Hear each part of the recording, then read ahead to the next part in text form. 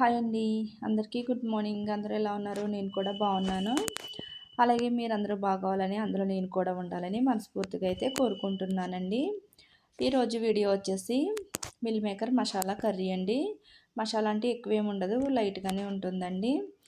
ఇది రైస్లోకి, అలాగే బిర్యానీ, బగారా రైస్, చపాతీ, రోటీ, దోశ దేంట్లోకైనా కూడా తినొచ్చండి. చాలా టేస్టీగా అయితే ఉంటుంది. ఇప్పుడు ఏమేమి కావాలో చూపిస్తాను రండి. ఒక పెద్ద గిన్నె తీసుకొని వాటర్ అయితే తీసుకొని మిల్ మేకర్స్ అయితే వేసి శుభ్రంగా ఒక 5 టైమ్స్ వరకు అయితే కడిగానండి. అలా కడిగి మళ్ళీ ఫ్రెష్ వాటర్ పోసి నానబెట్టుకున్నాను.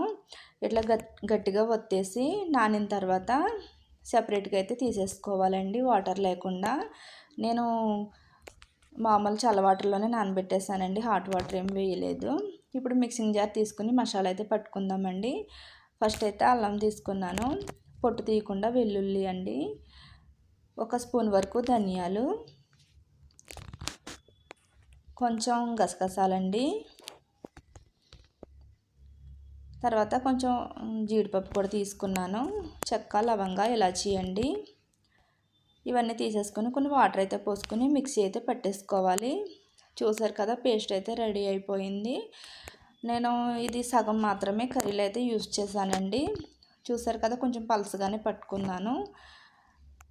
ఇప్పుడు ఇంకా ఏమేమి కావాలో కర్రీకి చూపిస్తానండి. మిల్ మేకర్స్, అలాగే మసాలా అండి, కట్ చేసుకున్న ఆనియన్, పచ్చిమిరపకాయలు, పసుపు, కారం, సాల్ట్ అండి.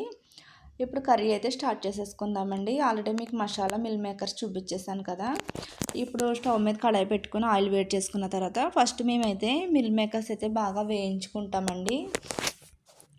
ఇలా వేయించడం వల్ల కర్రీలో పచ్చి పచ్చి వాసన లేకుండా కర్రీ అయితే చాలా పొడి పొడిగా, మిల్ మేకర్స్ పొడి పొడిగా వస్తాయి అన్నమాట, మెత్తగా అయిపోకుండా. మీడియం ఫ్లేమ్ పెట్టుకొని వేయించుకోవాలండి. ఆయిల్ బాగా హీట్ అయిన తర్వాత మాత్రమే వేయాలి, లేకపోతే మిల్ మేకర్స్ అతుక్కుపోయినట్టుగా వస్తాయి. చూసారు కదా, బాగా వేగిపోయాయి. ఇలా వేగిపోయాక ఒక గిన్నెలోకి అయితే తీసేసుకున్నాను. ఇప్పుడు ఇదే గిన్నెలో కొంచెం జీడిపప్పు అయితే వేసి వేయించుకుంటున్నానండి. వేయించుకుని అది కూడా పక్కకు తీసేసుకున్నాను.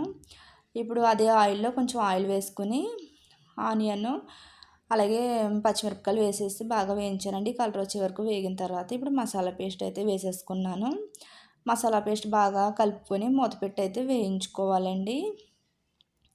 జీడిపప్పు చూపించలేదు మీకు, మీ ఆప్షన్ అండి, మీకు ఇష్టమైతే వేసుకోవచ్చు, లేకపోతే లేదు. ఒకసారి మళ్ళీ మూత తీసుకొని బాగా కలిపిన తర్వాత మళ్ళీ ఒకసారి మూత పెట్టి అయితే వేయించుకోవాలి. ఇప్పుడు బాగా ఆయిల్ పైకి వచ్చిన తర్వాత పసుపు, కారం, సాల్ట్ అయితే వేసేసుకుంటున్నానండి. ఇవి కూడా వేసేసుకొని బాగా అయితే వేయించుకోవాలి. చూసారు కదా, ఇలా బయటికి ఆయిల్ తేలే వరకు అయితే వేయించుకోవాలి. ఇప్పుడు మిల్ మేకరు, జీడిపప్పు వేయించినవి ఉన్నాయి కదండి, ఇవి కూడా వేసేసి ఒక 2 మినిట్స్ వరకు అలా మూత పెట్టి అయితే మగ్గించుకున్నానండి. మగ్గిన తర్వాత ఇప్పుడు వాటర్ అయితే వేసుకుంటున్నాను. వాటర్ వేసిన తర్వాత బాగా కలుపుకోవాలండి, లేకపోతే ఒక చోటే ఉండిపోతాయి అన్నీ. మూత పెట్టి ఉడికించుకోవాలి కర్రీ. చూసారు కదా, కర్రీ అయితే ఉడకడం అయితే స్టార్ట్ అయ్యిందండి.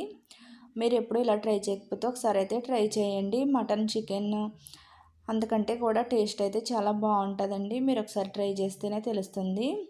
కర్రీ అయితే రెడీ అయిపోయిందండి. కర్రీ అయితే ఇంతే. నా వీడియో కనుక నచ్చినట్టయితే లైక్ చేయండి, షేర్ చేయండి, కామెంట్ చేయండి. కొత్త వాళ్ళు ఎవరైనా నా ఛానల్ చూస్తున్నట్టయితే సబ్స్క్రైబ్ అయితే చేసుకోండి. Thank you for watching friends.